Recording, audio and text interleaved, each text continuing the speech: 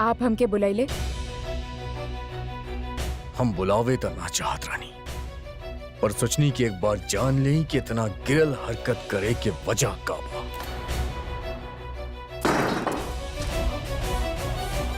खाना में इतना मिर्च के मुंह के साथ साथ कलेजा तक जल गए।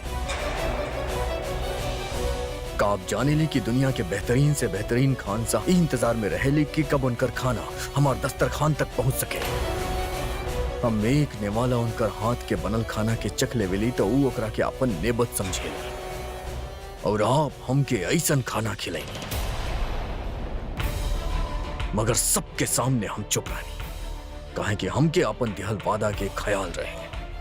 हम आपके वालिदैन के सामने तौहीन ना करे चाहत रहनी, और आप हमार दरिया दिली के इतना नाजायज फायदा उठाईनी। अब हम आपके सही जगह दिखाए। यदि आप हमके डरावे चाहत बानी तो आप एमे सफल ना भइले।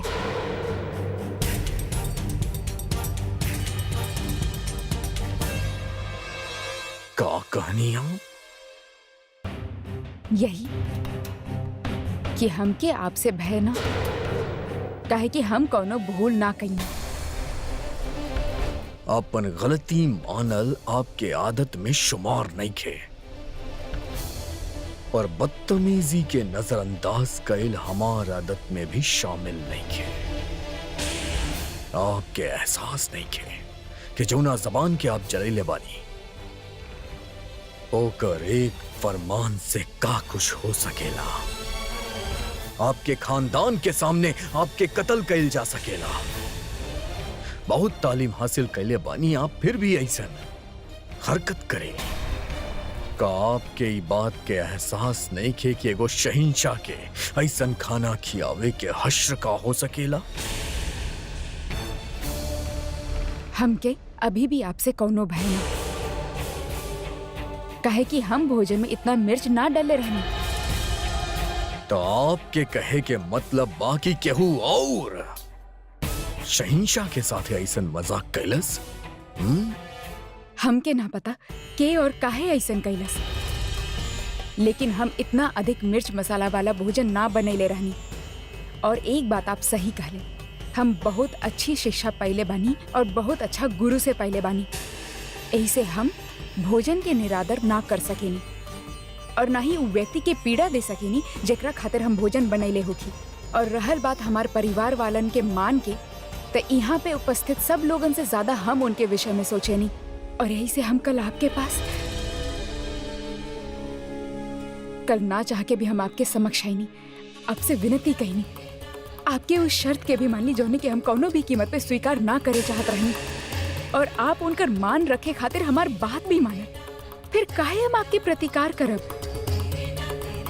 हमार परिवार वाले हमरा आंख में आंसू ना देख सकेली और हम भी उनकर पीड़ा ना सह सकेनी।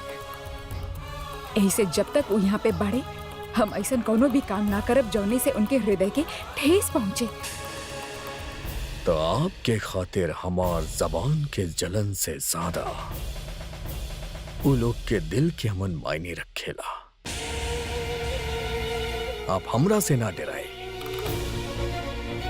पर उनके रुसवाई से डराए।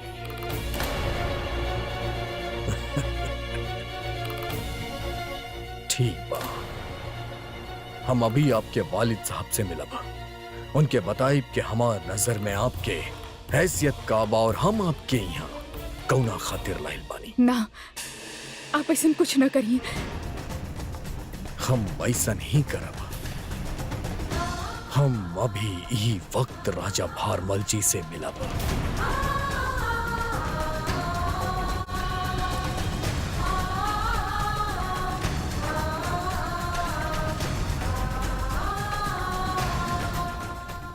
हे भगवान, मासा बापू सा की सब पता चल जाए। अब क्या करें? हमसे बहुत बड़ा भूल हो गई मोती। हमके शहंशाह के सामने क्रोध ना करे के चाहत रहे। अब वो हमसे प्रतिशोध लेवे खातिर हर सीमा पार कर जाइए। राजा भारमल जी, हम आपसे कुछ गुफ्तगू करे चाहता नहीं, पर एगो शहंशाह होके के नाते ना आपके दामाद होके के नाते। मासा बापू से क्या लगा था कि हम यहाँ बहुत प्रसन्न बानी, लेकिन शहंशाह उनके बता दी है कि हमनी के संबंध का वो बता दी है कि कौनो अर्थ ना बाई विवाह के। ये का कह रहल बनिया? ठीक है कहा तानी राजा साहब, हम आपके वह बतावतानी जो आपके बेटी आपसे छुपैली, पर ओकरा मन में अच्छा होखत कि ये भोजन बनावे वाली बात ही न उठत। जे भी होके के रहे वो राजा सा और रानी सा के आमेर लौटी के बाद होखत। हम का करी मोती, मासा के हम का मुंह दिखाई। जोधा,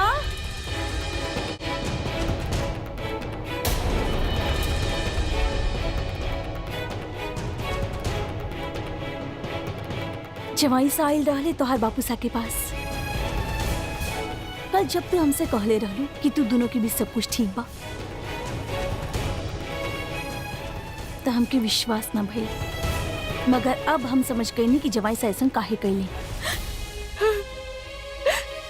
हमार बात के विश्वास करी मासा। अरे ऐसे भी केहू रोवेला पगले?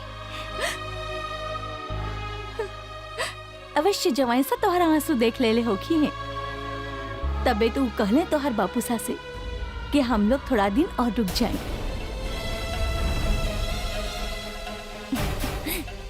ताकि तोहर मन भी अच्छा रहे और ये आंसू उहो भी ना बहे।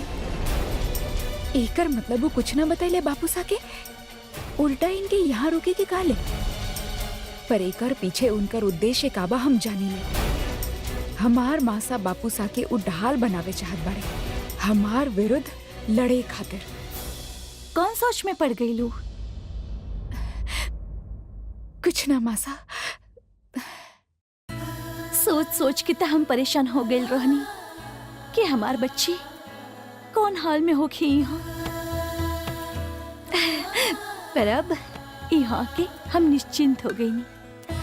नियति जे भी करेले ना जोधा, अच्छा खातिर करेले। शहंशाह के हमने जितना बुरा समझत रहनी उतना बुरा ना बाड़े हूँ। अब रोवल बंद करा। तो हर बापू सा उनकर आग्रह मान लेले बाड़े, हमने रुक रहल बानी यहाँ कुछ दिन।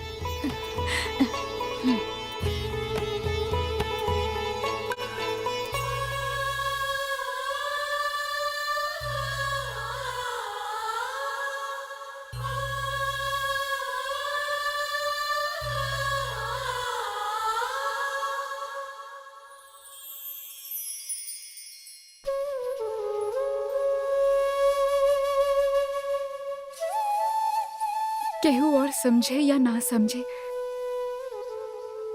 लेकिन आप तो जानत बानी ना कान्हा, शहंशाह जानबूझ के हमार माँ बापू सा के यहाँ रोक ले बाड़े।